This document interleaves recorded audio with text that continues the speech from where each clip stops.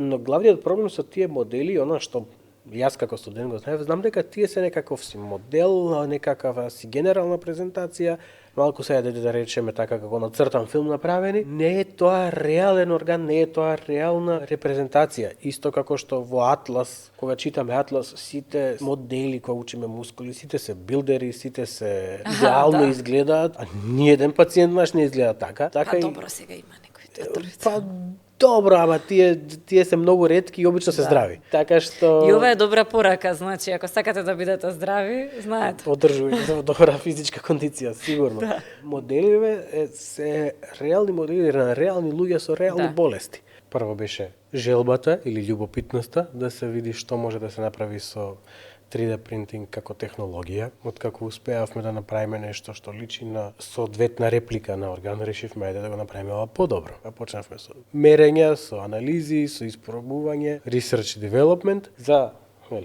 кога ќе поминеме после неколку месеци, година, имаме идеални реплики на органите на пациенти кои што ги користиме за предоперативно планирање. Имаме соработка со 10 хирурзи, освен јас кои што ги користеле моделиве.